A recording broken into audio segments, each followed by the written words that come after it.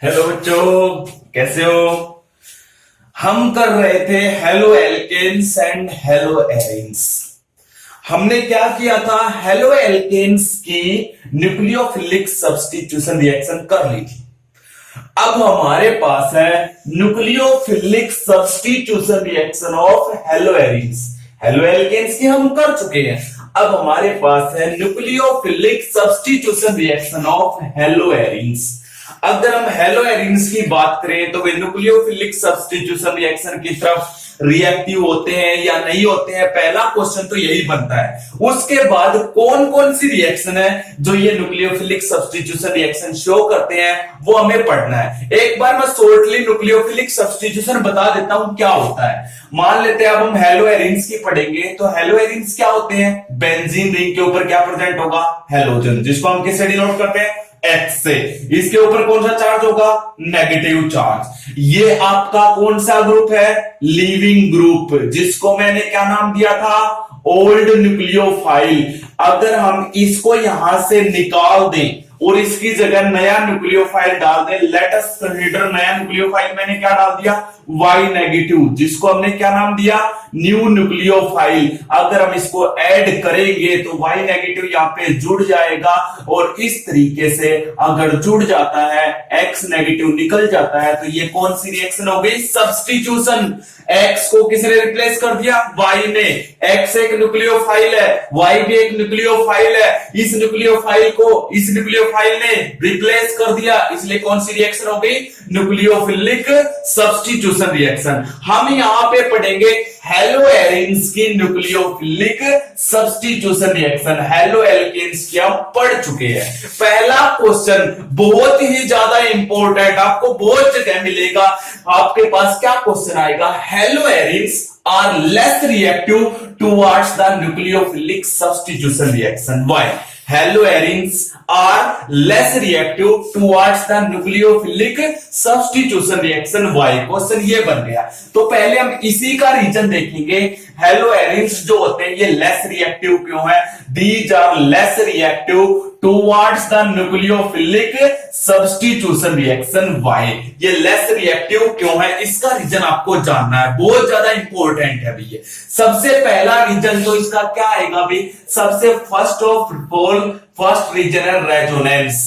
इसका मेन कारण है रेजोनेंस। रेजोनेंस के कारण हेलोएरिन्स लेस रिएक्टिव है किसकी तरफ, towards the nucleophilic substitution reaction. देखिए कैसे है, आपके जो रेजोनेंस है, हेलोएरिन्स आपके पास ये होते हैं, बेंजीन रिंग के ऊपर क्या जुड़ा होता है, कोई ना कोई हेलोजन जुड़ा होता है। मैंने क्या किया, उस हेलोजन के एक्स से डिनोट करते तो एक्स ही लगा लिया। मतलब यहाँ पे फ्लोरीन भी हो सकता है, क्लोरीन भी हो सकता है, ब्रोमीन भी हो सकता है और आयोडीन भी। और इसके पास तीन क्या होते हैं, लोन पेयर। ये वाले इसके हेलोजन के लोन पेयर बेंजीन रिंग के साथ रेजोनेंस शो करते हैं। और रेजोनेंस के द्वारा जरा देखिएगा क्या आ जाएगा, ये अपना लोन पेयर यहां पे देगा, जरा ध्यान से देखिए। लोन पेयर का मतलब है अपने दो इलेक्ट्रॉन दे देगा यहां पे बॉन्ड बनाने के लिए। तो इस एक्स के बीच में और इस कार्बन के बीच में डबल बॉन्ड आ जाएगा। अगर डबल बॉन्ड आएगा तो इस कार्बन के 5 बॉन्ड हो जाएंगे, गिनिए, दो ये हो गए 4 और 1 5। क्या कभी कार्बन के 5 बॉन्ड होते हैं, नहीं। इसलिए जस्ट आगे वाला ये वाला बॉन्ड इस कार्बन पे शिफ्ट हो जाएगा, तो इसके 4 रह गए, लेकिन इस कार्बन के 3 बॉन्ड हो जाते हैं। ये टूटेगा तो 3 रह जाएंगे, लेकिन उन 3 की जगह पे एक बॉन्ड के लिए इसके पास इसके इलेक्ट्रॉन आ जाएंगे। और अगर इसके इलेक्ट्रॉन यहां पे आएंगे तो इस कार्बन पे कौन सा चार्ज आ जाएगा, नेगेटिव चार्ज। तो देखिए रेजोनेंस से क्या बन जाता है, इस तरीके का रेजोनेंस बन जाएगा।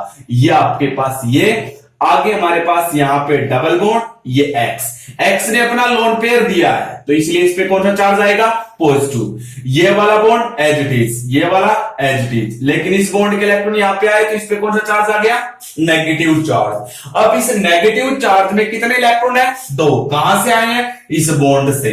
अब ये अपने दोनों इलेक्ट्रॉन यहां पे देगा तो इन दोनों के बीच में फिर से डबल बॉन्ड हो जाएगा। जैसे ही डबल बॉन्ड होगा तो इस कार्बन के 5 बॉन्ड हो गए, तो हमें इसको आगे शिफ्ट करना पड़ेगा, तो इस बॉन्ड के इलेक्ट्रॉन इस आगे वाली कार्बन पे आ जाएंगे। फिर से ये डबल बॉन्ड यहां पे, इस कार्बन पे कौन सा चार्ज आएगा, नेगेटिव चार्ज। तो क्या बन जाएगा आपके पास, ये बन गया रेजोनेंस। फिर से तो ये बॉन्ड यहां पे नेगेटिव, ऊपर डबल बॉन्ड के साथ एक्स, और इस पे कौन सा चार्ज है ऑलरेडी, पॉजिटिव चार्ज। अगले केस में ये नेगेटिव के द्वारा इलेक्ट्रॉन यहां पे देगा, तो यहां पे कितने हो जाएंगे, फिर से डबल बॉन्ड। तो इस कार्बन के 5 बॉन्ड हो रहे थे, उनको कम करने के लिए हमें इस बॉन्ड के इलेक्ट्रॉन को आगे शिफ्ट करना पड़ेगा, इसलिए फिर से रेजोनेंस क्या बन गया आपके पास, ये वाला बन जाएगा। तो क्या बना, जरा ध्यान से देखिएगा, ये यहां पे नेगेटिव चार्ज, ऊपर डबल बॉन्ड के साथ एक्स है, उसके पास कौन सा चार्ज है, पॉजिटिव चार्ज। अगले केस में ये नेगेटिव के इलेक्ट्रॉन यहां पे, फिर से बेंजीन के तीनों बॉन्ड कंप्लीट, 1 2 1 यहां पे बन जाएगा। फिर से इसके 5 बॉन्ड हो जाएंगे, तो इनको कम करने के लिए इस बॉन्ड के इलेक्ट्रॉन को ये एक्स वापिस ले लेगा अपना लोन पेयर। फिर से ये क्या करेगा, क्या बन जाएगा वापिस, जरा देखिएगा, ये बन गया आपका वापिस। तो इस तरीके से ये रेजोनेंस चलता रहता है। तो इसके तीनों बॉन्ड कंप्लीट हो, तीनों लोन पेयर। अब फिर से ये लोन पेयर देगा, तो फिर से ये वापिस इसमें आ जाएगा। इस तरीके से चलता रहता है। लेकिन इस सेकंड स्ट्रक्चर में, इस थर्ड स्ट्रक्चर में और इस फोर्थ स्ट्रक्चर में ध्यान से देखिए, इस कार्बन और इस हेलोजन यानी कि एक्स के बीच में कौन सा बॉन्ड है, डबल बॉन्ड कैरेक्टर है। कैसा कैरेक्टर है बेटा, double bond character. Double bond character आने के बाद ये बॉन्ड जो स्ट्रॉन्ग हो जाएगा या वीक हो जाएगा, पहले से भी कैसा हो जाएगा, strong. Does not dissociate easily, अरे जब तक ये बॉन्ड ही नहीं टूटेगा तो न्यूक्लियोफिलिक सब्स्टिट्यूशन रिएक्शन होंगी कैसे, क्योंकि न्यूक्लियोफिलिक सब्स्टिट्यूशन में क्या होता है, मैं एक एग्जांपल लेके रख देता हूं। मान लेते हैं मैं ये हेलो एरिन लेता ये, और यहां पे इस X नेगेटिव न्यूक्लियोफाइल को निकाल के इसकी जगह पे OH को डालना चाहता हूं, तो मुझे इस बॉन्ड को तोड़ के ये निकालना पड़ेगा या नहीं निकालना पड़ेगा। लेकिन इसमें रेजोनेंस के द्वारा ऑलरेडी कैसा बॉन्ड कैरेक्टर आया हुआ है, डबल बॉन्ड कैरेक्टर।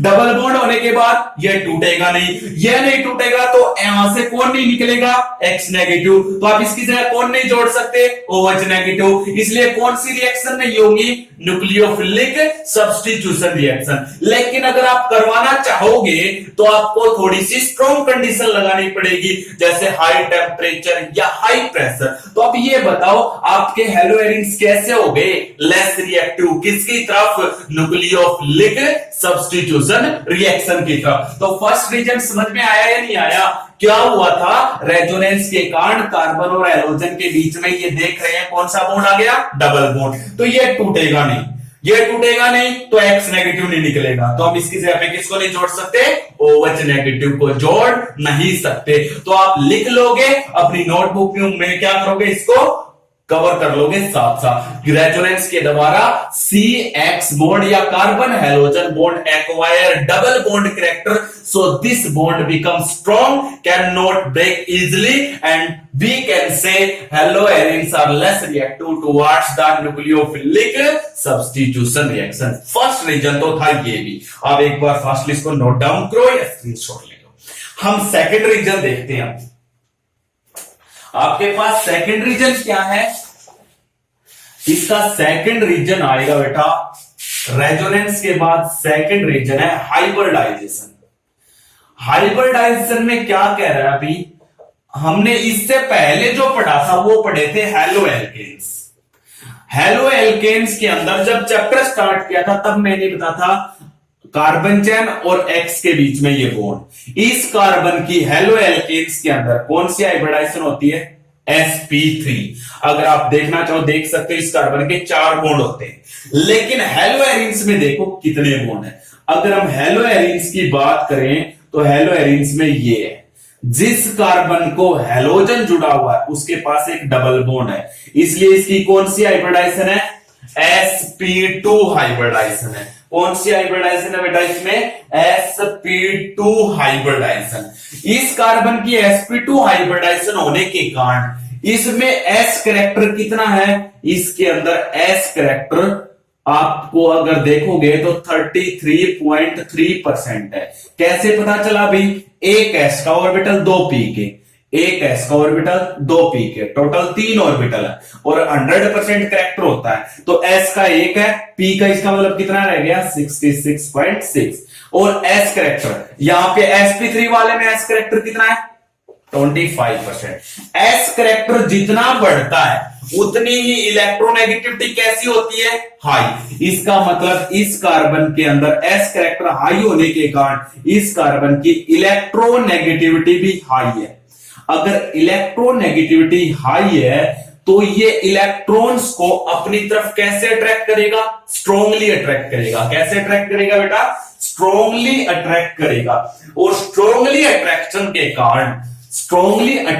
के कारण इस बॉन्ड का साइज जो है ना, ये बॉन्ड का साइज स्मॉल हो जाता है। हेलोएरिन के अंदर नॉर्मली ये बॉन्ड कैसा हो जाता है, स्मॉल हो जाता है। कैसा हो जाता है, बॉन्ड स्मॉल हो जाता है। और हेलोएल्केन्स के अंदर ये बॉन्ड कैसा होता है, लार्ज होता है। तो इसके अंदर हाई एस कैरेक्टर के कारण इसकी इलेक्ट्रोनेगेटिविटी हाई है, इसलिए ये अपनी तरफ इलेक्ट्रॉन को स्ट्रांगली अट्रैक्ट करता है। ये इन इलेक्ट्रॉन्स को, इस बॉन्ड में जो दो इलेक्ट्रॉन थे, ये इनको हेलोजन को नहीं लेने देता है। जब तक इस बॉन्ड के इलेक्ट्रॉन हेलोजन पे नहीं जाएंगे तो हेलोजन पे कौन सा चार्ज नहीं आएगा, नेगेटिव, क्योंकि हेलोजन भी एक इलेक्ट्रोनेगेटिव है और ये कार्बन भी हाई एस कैरेक्टर के कारण, इसलिए ये बॉन्ड थोड़ा सा लेस पोलर भी होता है इनके बीच में और बॉन्ड कैसा हो जाता है, स्मॉल, क्योंकि ये भी इलेक्ट्रोनेगेटिव, ये भी इलेक्ट्रोनेगेटिव, दोनों अपनी तरफ स्ट्रांगली खींच रहे हैं, इसलिए बॉन्ड स्मॉल साइज का हो जाएगा। और यहां पे बॉन्ड कैसा होता है, लार्ज साइज का। यहां पे नॉर्मली बॉन्ड का साइज होता है बेटा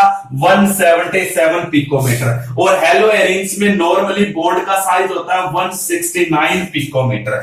बॉन्ड स्मॉल होगा तो बॉन्ड कैसा होगा, ये स्ट्रॉन्ग। फिर से वही बात आ गई, अगर ये बॉन्ड स्ट्रॉन्ग है तो टूटेगा नहीं तो हेलोएरिन्स कैसे हो जाएंगे, less reactive towards the nucleophilic substitution reaction. तो हाइब्रिडाइजेशन में पूछे तो एक बार मैं क्विक रिवीजन दे देता हूं। इस कार्बन की sp2 हाइब्रिडाइजेशन है जिसके कारण इसमें s करेक्टर 33.3%, यहां पे s character 25, s character high है इसलिए इलेक्ट्रोनेगेटिविटी हाई, तो ये इलेक्ट्रॉन को अपनी तरफ स्ट्रांगली अट्रैक्ट करेगा। आपको पता है हेलोजन भी इलेक्ट्रोनेगेटिव होता है, ये भी इलेक्ट्रॉन को अट्रैक्ट करेगा, इसलिए दोनों के बीच का बॉन्ड लेस पोलर और स्मॉल हो जाएगा। स्मॉल बॉन्ड हमेशा कैसा होता है, स्ट्रॉन्ग बॉन्ड होता है, आसानी से नहीं टूटेगा, इसलिए हेलोएरिन्स क्या हो जाएंगे, less reactive towards the nucleophilic substitution reaction. तो सेकंड रीजन क्या आएगा, हाइब्रिडाइजेशन। तो आप एक बार नोट डाउन करो इसको, फिर हम इसका थर्ड रीजन देखते हैं। थर्ड रीजन क्या है इसके अंदर, कर दो इसको साफ। थर्ड रीजन देखिए, जब हमने SN1 मैकेनिज्म किया था बेटा, उसमें क्या हुआ था, इंटरमीडिएट क्या बना था, कार्बोकैटायन।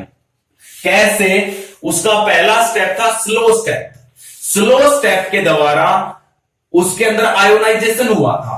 जैसे ये इस बॉन्ड के इलेक्ट्रॉन को ये X लेके निकल गया था तो X नेगेटिव निकल गया तो R के ऊपर कौन सा चार्ज बचा था, पॉजिटिव। इस तरीके से ये कार्बोकैटायन इंटरमीडिएट बना था।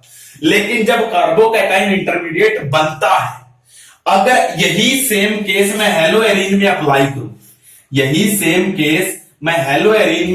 करूं, ये अप्लाई कर दिया अभी हेलोएरिन्स के अंदर, X है, इस बॉन्ड के इलेक्ट्रॉन ये लेके जाए तो हेलोएरिन्स में जो इंटरमीडिएट बनेगा वो ये बनेगा। इस कार्बन पे कौन सा चार्ज आ गया, पॉजिटिव चार्ज। इसे बोलते हैं फिनाइल कार्बोकैटायन या फिनाइल कैटायन। तो आपके जो हेलोएरिन्स है, अगर वो न्यूक्लियोफिलिक सब्स्टिट्यूशन रिएक्शन शो करेंगे तो उनमें X नेगेटिव के निकलने के बाद कौन सा इंटरमीडिएट बनेगा, फिनाइल कैटायन। तो थर्ड रीजन देखो अब क्या बनेगा। थर्ड रीजन क्या है, क्यों लेस रिएक्टिव होते हैं हेलोएरिन्स, थर्ड रीजन है इनस्टेबिलिटी ऑफ फिनाइल कैटायन। जो फिनाइल कैटायन बनता है ना बेटा, ये हाईली अनस्टेबल है, या अनस्टेबिलिटी ऑफ फिनाइल कैटायन। अगर हम रिएक्शन करवाने लग गए तो इसमें बनेगा फिनाइल कैटायन, जो कि हाईली क्या होता है, अनस्टेबल। क्यों होता है उसका रीजन देखिए, मैं रीजन बताता हूं क्यों होता है। तो ये फिनाइल कैटायन बनेगा तो ये कैसे हो जाएंगे, हाईली अनस्टेबल, और जिसका इंटरमीडिएट अनस्टेबल हो वो बनेगा ही नहीं। अगर ये इसमें चेंज हो गया तो ये अनस्टेबल है। क्यों है?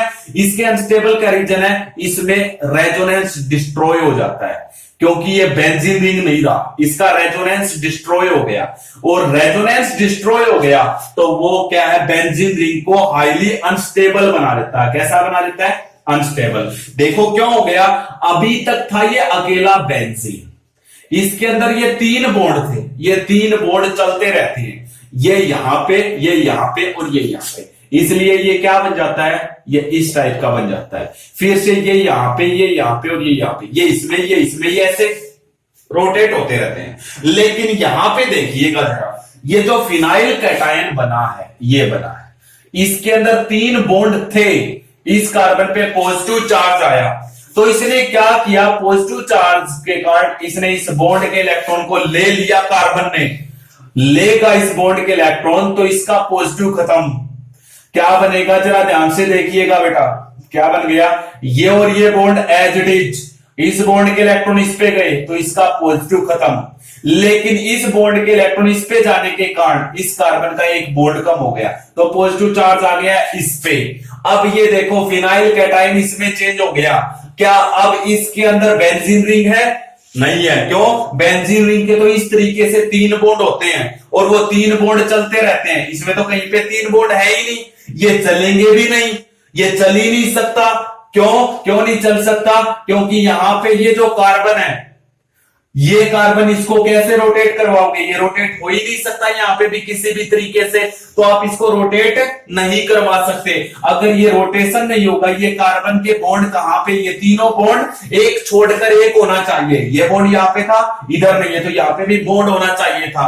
अब ये क्या हो गया आपका फिनाइल कैटायन हाईली अनस्टेबल, और जो कि highly unstable intermediate can not form, intermediate can not form, ये इंटरमीडिएट बनेगा ही नहीं, और अगर ये इंटरमीडिएट नहीं बनेगा तो हमारे क्या है, हेलो एरिन्स भी रिएक्शन नहीं करेंगे। इसलिए हेलो एरिन्स क्या होते हैं, लेस रिएक्टिव, किसकी तरफ, towards the nucleophilic substitution reaction. इसलिए जो आपके हेलो एरिन्स है वो लेस रिएक्टिव होते हैं। थर्ड रीजन ये था भाई, अनस्टेबिलिटी ऑफ या इंस्टेबिलिटी ऑफ फिनाइल कैटायन, इसी के कारण क्या होता है, लेस रिएक्टिव। और एक और लास्ट और फोर्थ रीजन है, ये लेस रिएक्टिव क्यों होते हैं, जरा देखिएगा। मान लेते हैं ये SN2 की तरह रिएक्शन करता, मान लेते हैं हेलो एरिन्स SN2 की तरह रिएक्ट करते, ये मैंने एक हेलो एरिन लिया, ये ले लिया, SN2 में क्या हुआ था, जरा रिमाइंड करो, उसमें न्यूक्लियोफाइल आया था, इसने अटैक किया था, पहले किया था या नहीं किया था, तो अब ये अटैक अगर करेगा, यहां पे अटैक करेगा, तो इस बेंजीन के अंदर ये जो है ना, ये सर्कल किस लिए दिखा रहे हैं, क्योंकि इसके अंदर ये 3 बॉन्ड है, इन 3 बॉन्ड के कारण इसके ऊपर ये होते हैं पाई इलेक्ट्रॉन क्लाउड, इसे हम क्या नाम देते हैं, पाई इलेक्ट्रॉन क्लाउड बोला जाता है। और पाई इलेक्ट्रॉन क्लाउड ये होता है इलेक्ट्रॉन रिच, इलेक्ट्रॉन रिच है तो इसके पास कैसा चार्ज है, नेगेटिव चार्ज। जब ये नया न्यूक्लियोफाइल, न्यू न्यूक्लियोफाइल इस हेलो एरिन के साथ रिएक्ट करने के लिए आएगा, तो इसका इलेक्ट्रॉन क्लाउड इसके इलेक्ट्रॉन को रिपेल करेगा, क्योंकि इस पे भी नेगेटिव, इस पे भी नेगेटिव, नेगेटिव नेगेटिव में क्या होता है, रिपल्सन। इसलिए आपका नया न्यूक्लियोफाइल नहीं अटैक कर सकता, ना ही तो SN2 मैकेनिज्म से कर सकता, ना ही किससे, SN1। क्यों? SN2 से करेगा तो नेगेटिव नेगेटिव रिपेल हो जाएगा, क्योंकि ये इस साइड से आएगा तब भी ये नेगेटिव नेगेटिव, इसमें तो ऐसा है ही नहीं कि बैक साइड से अटैक करेंगे, कहीं से भी अटैक करे, ये इलेक्ट्रॉन क्लाउड होता है नेगेटिव, नेगेटिव नेगेटिव को क्या करेगा, रिपेल। लेकिन SN1 से अगर ये रिएक्शन करता तो SN1 में ये फिनाइल कैटायन अनस्टेबल बन जाता, इसलिए ये क्या होते हैं, लेस रिएक्टिव, किसकी तरफ, towards the nucleophilic substitution reaction. लेकिन मैंने बताया लेस रिएक्टिव है, बिल्कुल ही इनर्ट नहीं है, लेस रिएक्टिव है, तो अगर ये रिएक्शन करेंगे तो स्ट्रॉन्ग कंडीशन के साथ करेंगे। तो हम एक दो इनकी रिएक्शन देखते हैं, वे कौन कौन सी रिएक्शन है और किन कंडीशन पे ये शो करते हैं, तो हम देख लेते हैं वे कौन कौन सी रिएक्शंस है। तो सबसे पहला है substitution by OH negative group. अगर आप हेलो एरिन्स की रिएक्शन करवाना चाहते हो तो सब्स्टिट्यूशन बाय किसके द्वारा करोगे? Substitution by OH negative group. OH negative group से हम सब्स्टिट्यूशन करेंगे। अब OH नेगेटिव ग्रुप से सब्स्टिट्यूशन कैसे करोगे?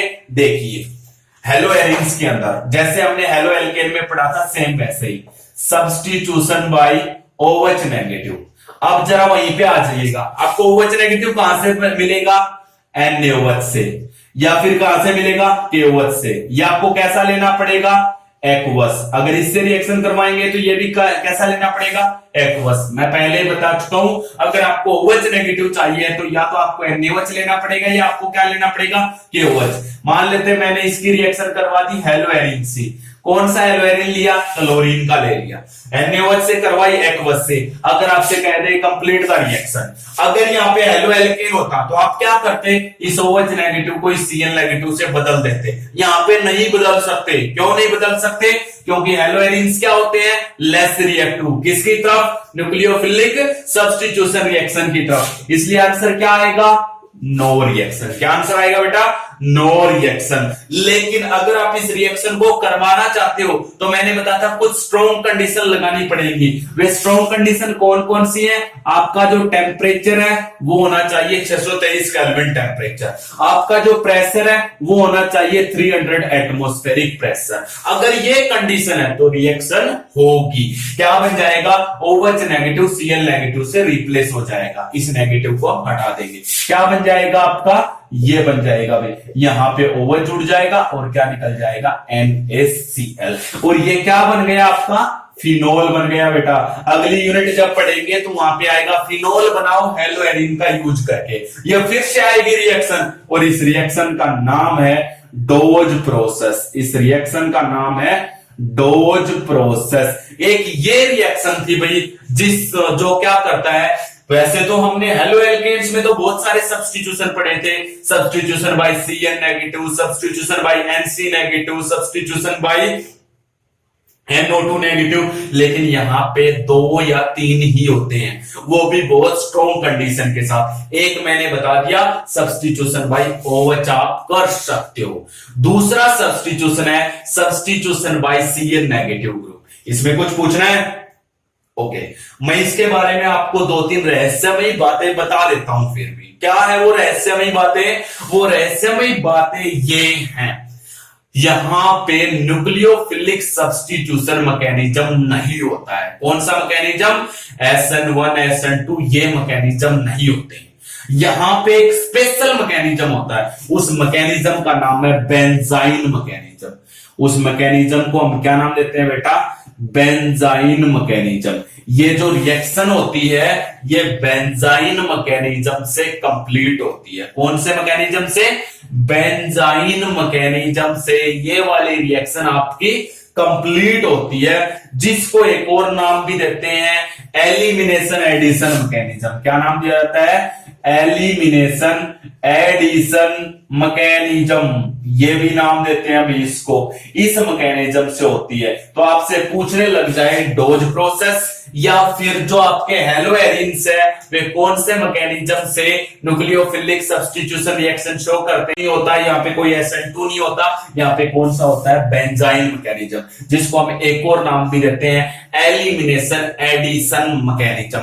इस बेंजाइन मैकेनिज्म की हम आगे वीडियो डालेंगे जो नीट लेवल के लिए, IIT लेवल के लिए बहुत जरूरी है। आपका चैप्टर कंप्लीट होते ही हम नीट और IIT की वीडियोज को भी कवर करेंगे, लेकिन धीरे धीरे कवर करेंगे। हमारे आगे नेक्स्ट यूनिट की वीडियो भी चलती रहेंगी और इसको भी हम धीरे धीरे कवर करते रहेंगे। तो ये था भाई बेंजाइन मैकेनिज्म। किसके द्वारा सब्स्टिट्यूशन कर लिया? OH नेगेटिव हो जाएगा। आप ये जरूर लिख लेना ये कौन सा मैकेनिज्म आपके पास आ सकता है। आगे अभी हेलो एरिन्स के अंदर 2 या 3 ही सब्स्टिट्यूशन होते हैं। एक आप कर चुके हो OH नेगेटिव। अगला सब्स्टिट्यूशन है भी substitution by Cn negative. Substitution by Cn negative. जरा ध्यान से सुनिएगा बेटा, ये मैंने हेलो एरिन ले लिया, कोई भी जो आपका मन करे, मैंने ब्रोमीन का ले लिया। Cn नेगेटिव आपको कहां से मिलेगा? अगर आपको Cn नेगेटिव जब भी चाहिए होता था तो आप क्या लेते थे? NaCl या KCl। यहां पे वो नहीं लोगे, यहां पे आप लोगे CuCl। क्या लोगे? CuCl। और कैटालिस्ट भी जरूरी है। कौन सा कैटालिस्ट? पीरिडीन बेस डालेंगे भी। कौन सा कैटालिस्ट डालेंगे? पीरिडीन बेस डालेंगे। क्या होगा रिएक्शन, जरा ध्यान से सुनिएगा। ये CN इस ब्रोमीन से रिप्लेस हो जाएगा और ये यहां पे आ जाएगा। ये यहां पे आएगा तो क्या बन गया? CuBr। इसको ये इजिली अब्जॉर्ब कर लेगा और CN नेगेटिव कहां पे जुड़ जाएगा? बेंजीन रिंग के ऊपर जुड़ जाएगा। ये देखो भाई, ये जुड़ गया आपका substitution by CN negative group हो जाएगा। अब आपके पास मैं एक क्वेश्चन बताता हूं। मैंने तुम्हें कहा था CN की, जब किसी कार्बन चेन में CN जुड़ जाता है तो इसकी 3 रिएक्शन बताई थी। बताया था या नहीं बताया था? तो CN की वो 3 रिएक्शन आपको याद होनी चाहिए ही चाहिए। आपको अच्छे से पता होना चाहिए वो कौन सी रिएक्शन है जिसमें हम क्या करेंगे? CN की प्रॉपर्टीज को पढ़ेंगे। ये था भी second substitution by CN group. आप CN ग्रुप से भी सब्स्टिट्यूशन कर सकते हो। किससे सब्स्टिट्यूशन कर सकते हो? CN ग्रुप से भी सब्स्टिट्यूशन कर सकते हो जाएगा। ये आपके पास थे भी 2 सब्स्टिट्यूशन है, 1-2 और, लेकिन हमारे सिलेबस में तो एक ही था, मैंने तुम्हें 2 बता दिए। हो जाएगा सब्स्टिट्यूशन बाय OH नेगेटिव या substitution by CN negative. Okay, अब यहां पे क्वेश्चन आता है। क्या क्वेश्चन है? क्वेश्चन ये है, अगर हम हेलो एरिन्स की रिएक्टिविटी को बढ़ाना चाहते हैं, अगर हम हेलो एरिन्स की रिएक्टिविटी को क्या करना चाहते हैं? इंक्रीज। किसकी तरफ? Towards the nucleophilic substitution reaction. अगर हम न्यूक्लियोफिलिक सब्स्टिट्यूशन रिएक्शन की तरफ हेलो एरिन्स की रिएक्टिविटी को इंक्रीज करना चाहते हैं तो ये कैसे हो सकता है? तो रिएक्टिविटी को इंक्रीज कैसे कर सकते हैं, इसका एक रीजन। तो how will you increase reactivity of hello arenes towards the nucleophilic substitution reaction? कैसे बढ़ा सकते हैं? क्वेश्चन ये है, हमें इसका पता होना चाहिए। ये क्वेश्चन और तरीके से आएगा, वो मैं आपको बताऊंगा कैसे आएगा। कभी कभी क्या है, ये आपके पास एक हेलो एरिन है, कोई भी मान लेते हैं ये है। अब मैंने ये रिएक्शन करवाई इसकी NaOH के साथ। कैसा NaOH लिया? एक्वस। तो आपको मैंने बताया नो रिएक्शन, क्योंकि वीक कंडीशन है। अगर मैं टेम्परेचर 623 केल्विन, प्रेशर 300 एटमॉस्फेरिक, तो रिएक्शन हो जाएगी। लेकिन नॉर्मल टेम्परेचर पे भी आप इस रिएक्शन को करवा सकते हो। कैसे?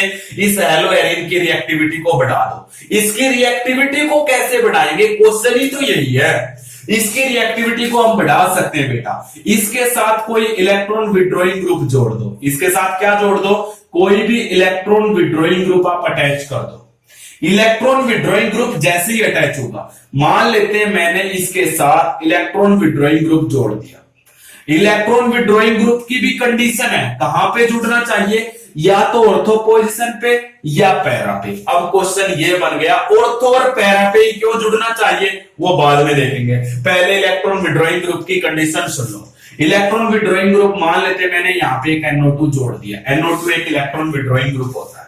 ये क्या करेगा? इस बेंजीन रिंग से इलेक्ट्रॉन को विड्रॉ करेगा। ये यहां से करेगा। फाइनली इस कार्बन के पास इलेक्ट्रॉन क्या हो जाएंगे? कम हो जाएंगे, जिसके कारण इस पे कौन सा चार्ज आ जाएगा? Positive charge. और यहां पे पॉजिटिव आएगा तो हमारा जो OH नेगेटिव है वो कहां पे अटैक करता है? उसी कार्बन पे अटैक करता है जहां से ओल्ड न्यूक्लियोफाइल को निकलना है। और ओल्ड न्यूक्लियोफाइल आपका कौन है? Halogen Cl।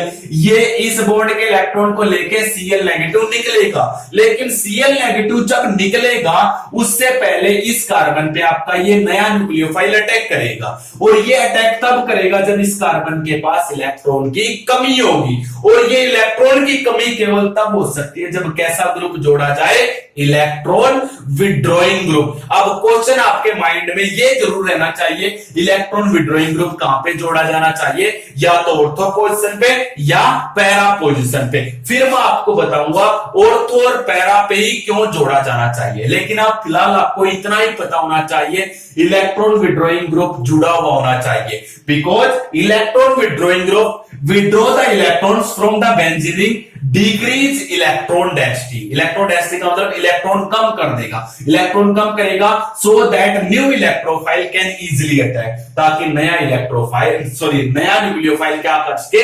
अटैक कर सके। और नया न्यूक्लियोफाइल अटैक करेगा तो आपकी रिएक्शन हो जाएगी। अब इसका आंसर नो रिएक्शन नहीं आएगा। तो आप इलेक्ट्रॉन विड्रॉइंग ग्रुप ऑर्थो या पैरा पे जोड़ दो। तो यहां पे आपसे क्वेश्चन बहुत बार यह आता है, एक तो ये सिंपल है, और एक ये आता है बेटा OH सॉरी Cl, यहां पे ऑर्थो पे जोड़ दे NO2 और इसके ऊपर डाल दे NaOH एक्वस और कह दे कंप्लीट द रिएक्शन, तो इसका आंसर तो आएगा नो रिएक्शन और इसमें रिएक्शन हो जाएगी। क्या बनेगा? ये OH इस Cl से, ज्यादा कुछ नहीं है, क्या बन जाएगा?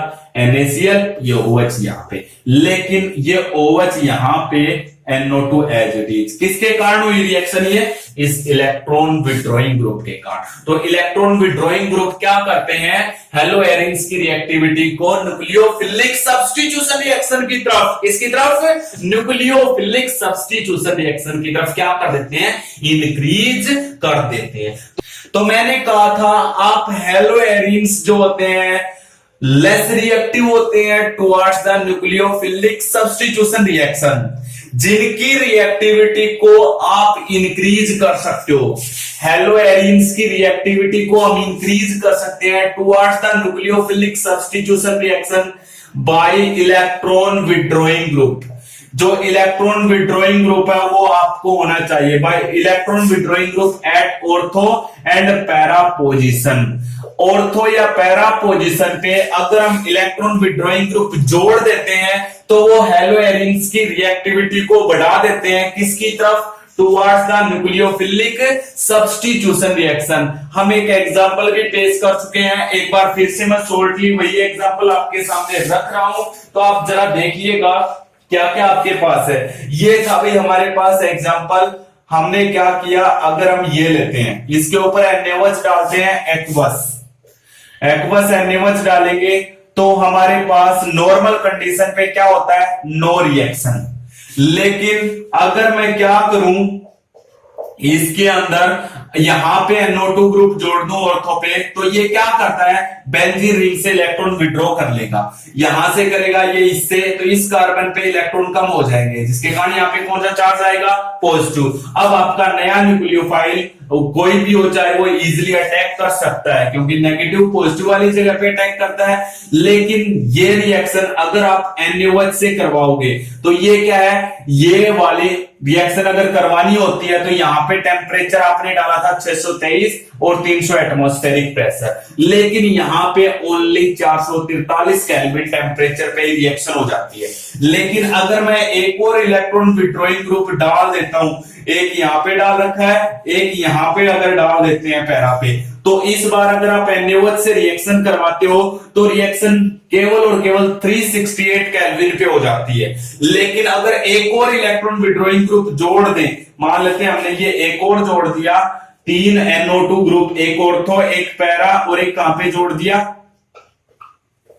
पैरा एक और ऑर्थो पे, तो यहां पे केवल नॉर्मल कंडीशन पे ही रिएक्शन हो जाती है NaOH के साथ। ये नॉर्मल कंडीशन पे ही हो जाती है, बाकी सब में क्या है? कुछ स्पेसिफाइड कंडीशन लगानी पड़ती है। लेकिन ये NO2 ग्रुप ऑर्थो और पैरा पे ही काम क्यों करते हैं, आज हमें यही पढ़ना है। हमारे एक NCERT का क्वेश्चन भी है, ऐसा क्यों है? पहले इसके अंदर आप लिखोगे these electron withdrawing group withdraw the electron, खींच लेते हैं from the benzene ring, so benzene ring electron density becomes low so that new nucleophile can easily attack and reaction takes place। लेकिन एक्चुअलिटी में अब क्वेश्चन ये है, ये ortho और पैरा पे ही काम क्यों करते हैं? अगर इसको मेटा पे जोड़ दें तो क्या रिएक्टिविटी बढ़ेगी? कोई चेंज नहीं आएगा भाई, रिएक्टिविटी इंक्रीज नहीं होगी। ये केवल ऑर्थो और पैरा पे होने चाहिए। ऑर्थो और पैरा पे होने से क्या चेंज आता है वही देखना, मैं आपको वही बता रहा हूं। तो ये इलेक्ट्रॉन विड्रॉइंग ग्रुप अगर ऑर्थो या पैरा पे ही है तभी ये रिएक्टिविटी को क्या करते हैं? इंक्रीज करते हैं। लेकिन अब क्वेश्चन आपके पास यही है, क्या आप यही सोचते हो NO2 ग्रुप क्या करता है? रिएक्टिविटी को इंक्रीज करता है बेंजीन रिंग की, कब? जब ये कहां पे होगा? ऑर्थो या पैरा पोजीशन पे होगा। ये जो इलेक्ट्रॉन विड्रॉइंग ग्रुप है ये इस हेलो एरिन की रिएक्टिविटी को बढ़ाएगा towards the nucleophilic substitution reaction जब ऑर्थो या पैरा पे होगा, केवल तब। ऐसा क्यों है उसका रीजन देखिएगा जरा, ठीक है? तो हम उसी को आज हम एक्सप्लेन करने जा रहे हैं। हम क्या करते हैं, 3 एग्जाम्पल रख लेते हैं बेटा। 3 एग्जाम्पल कौन कौन से? मैंने फर्स्ट एग्जाम्पल रखा ये जब आपने NO2 ऑर्थो पोजीशन पे लिया। इस NO2 को ऐसे लिख सकते हैं अभी, यही होता है ना। एक और एग्जांपल लिया, जब हमने क्या किया हुआ है, NO2 को मेटा पोजीशन पे जोड़ रखा है। और एक और एग्जांपल लिया, जब हमने NO2 को कहां पे जोड़ रखा, पैरा पोजीशन पे। यही होगा भाई, ऐसे लिख सकते। तो देखना अब जरा, सबसे पहले आपके पास अगर इन तीनों में से न्यूक्लियोफिलिक सब्स्टिट्यूशन रिएक्शन आप करवाते हो, अगर न्यूक्लियोफिलिक सब्स्टिट्यूशन रिएक्शन जब करवाओगे तो नया न्यूक्लियोफाइल अटैक करेगा। मैंने नया न्यूक्लियोफाइल कौन ले लिया, OH नेगेटिव तीनों के अंदर, ये अटैक करेगा बेटा। ये कहां पे अटैक करता है, एक बार फिर से बता देता हूं, वैसे आप पीछे से पढ़ते आ रहे हो। ये उसी कार्बन पे अटैक करता है जिसमें से ओल्ड न्यूक्लियोफाइल निकलेगा। और तीनों के केस में ओल्ड न्यूक्लियोफाइल, इसमें भी Cl नेगेटिव निकलना है, इसमें भी Cl नेगेटिव निकलना है, इसमें भी Cl नेगेटिव निकलना है। लेकिन इसके निकलने से पहले ये नए न्यूक्लियोफाइल अटैक करेंगे। अब ये नया न्यूक्लियोफाइल इस कार्बन पे अटैक करेगा, लेकिन तब करेगा जब इस कार्बन के पास स्पेस होगा। ऑलरेडी इसके 4 बॉन्ड है, जब ये बॉन्ड टूटेगा ये वाला तोड़ना पड़ेगा, तो इस बॉन्ड के इलेक्ट्रॉन बेटा यहां पे शिफ्ट होंगे, तभी तो इस कार्बन का एक बॉन्ड कम होगा। अगर इसके इलेक्ट्रॉन यहां पे शिफ्ट होंगे तो क्या हो जाता है, अगर इसके इलेक्ट्रॉन यहां पे शिफ्ट होंगे तो इस कार्बन पे आएगा नेगेटिव, यहां पे आ जाएगा पॉजिटिव। अभी दिखाना नहीं है, बॉन्ड टूटा नहीं है, तो मैं इस नेगेटिव को यहां पे अटैक करते हुए दिखा सकता हूं, हो जाएगा। अब देखना क्या बनेगा, अब आपका जो बनता है वो देखो, आपका बन गया ये और ये बॉन्ड एज इट इज है। यहां पे Cl तो जुड़ा ही हुआ था, इसको तो निकलना है Cl नेगेटिव, लेकिन इस कार्बन पे कौन आके जुड़ गया, OH। इस पे था नेगेटिव, इस पे था पॉजिटिव, क्योंकि इस बॉन्ड के इलेक्ट्रॉन जाने के बाद इस पे पॉजिटिव आया था, तो इस नेगेटिव ने इस पॉजिटिव को न्यूट्रल कर दिया।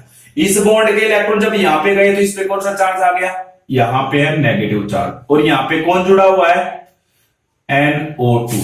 यही है। अब देखो नेगेटिव चार्ज कौन सी पोजीशन पे आया है, नेगेटिव चार्ज उसी पोजीशन पे आया जहां पे इलेक्ट्रॉन विड्रॉ करने वाला ग्रुप जुड़ा हुआ है। ये इलेक्ट्रॉन विड्रॉ करने वाला ग्रुप इस नेगेटिव चार्ज को स्टेबलाइज कर देता है। अगर कभी भी negative charge electron withdrawing group के पास आता है तो वो उसको स्टेबल करेगा भी, क्योंकि इसका काम होता है इलेक्ट्रॉन को लेना। तो ये कैसे स्टेबल करेगा, जरा देखिएगा ध्यान से। ये इस नेगेटिव चार्ज के इलेक्ट्रॉन यहां पे आ जाएंगे, यहां पे आने के बाद इस नाइट्रोजन के 5 बॉन्ड हो जाएंगे, एक और बढ़ जाएगा, 2 ये 4 और 1 5, तो इसलिए इसको अपना एक बॉन्ड कम करना पड़ेगा रेजोनेंस के द्वारा। तो ये अपने इस बॉन्ड के इलेक्ट्रॉन यहां पे ले लेगा, तो क्या बना लेगा, ये बन जाएगा भाई। ये देखिएगा, ये बन गया, यहां पे डबल बॉन्ड आ गया, यहां पे क्या जुड़ा हुआ, Cl, यहां पे जुड़ा हुआ OH, ये N, ये इस बॉन्ड के इलेक्ट्रॉन नेगेटिव, और यहां पे क्या आ गया, देखो। तो ये क्या किया इसने, नेगेटिव चार्ज उसी पोजीशन पे आया जहां पे इलेक्ट्रॉन विड्रॉ करने वाला ग्रुप, और इलेक्ट्रॉन विड्रॉ करने वाला ग्रुप कहां पे था, ऑर्थो पोजीशन पे, और इसने इलेक्ट्रॉन को विड्रॉ करके ऐसे स्टेबलाइज कर दिया। ये देखो भाई, ये इस स्ट्रक्चर में स्टेबलाइज कर दिया। अब हम सेम केस इसमें देखते हैं, इसमें भी ये अटैक करेगा, कहां पे, इसी कार्बन पे। जब इस कार्बन पे अटैक करेगा तो इस बॉन्ड के इलेक्ट्रॉन कहां पे आएंगे, इस कार्बन पे, और यहां पे आ जाएगा पॉजिटिव, यहां पे नेगेटिव। पॉजिटिव होने के कारण ये मैंने अटैक यहां पे दिखा दिया। यहां पे दिखाओगे तो क्या बनेगा, ये आपके पास, ये इधर, ये इधर, यहां पे Cl जुड़ा हुआ है, OH और जुड़ गया। अब यहां पे क्या होगा, NO2 यहां पे जुड़ा हुआ है, यहां पे कौन सा चार्ज आ गया, नेगेटिव चार्ज। क्या उस पोजीशन पे नेगेटिव चार्ज आया है जहां पे इलेक्ट्रॉन विड्रॉ है, नेगेटिव चार्ज ऑर्थो पे, लेकिन इलेक्ट्रॉन विड्रॉइंग ग्रुप कहां पे है, मेटा पे। तो क्या ये मेटा वाला इलेक्ट्रॉन विड्रॉ, ये वाला इस नेगेटिव को स्टेबल कर सकता है, नहीं। जहां पे नेगेटिव आया है उसी पे ये होना चाहिए था, तब ये इस नेगेटिव को स्टेबल करता। अब ये स्टेबल नहीं कर सकता। बना के देख लेते हैं, शायद अगले रेजोनेटिंग स्ट्रक्चर में करता हूं। अगला रेजोनेटिंग स्ट्रक्चर, इस बॉन्ड के इलेक्ट्रॉन यहां पे, तो इस कार्बन के 5 बॉन्ड हो जाएंगे, तो इस बॉन्ड के इलेक्ट्रॉन यहां पे। ये देखो क्या बन गया अगला स्ट्रक्चर, ये Cl, ये OH, ये यहां पे है NO2, ये जुड़ गया, यहां पे नेगेटिव आ गया। देखो नेगेटिव चार्ज आगे निकल गया, लेकिन इस कार्बन पे नहीं आया जहां पे इलेक्ट्रॉन विड्रॉइंग ग्रुप प्रेजेंट है, ताकि अगर ये नेगेटिव इस कार्बन पे आ जाता तो ये इसको स्टेबल कर लेता। तो अब देखो जरा ध्यान से, क्या मेटा पोजीशन पे जब NO2 आया तो क्या इसने यहां पे जो ये अटैक करेगा तो जो नेगेटिव चार्ज आया इसको स्टेबलाइज किया? नहीं किया।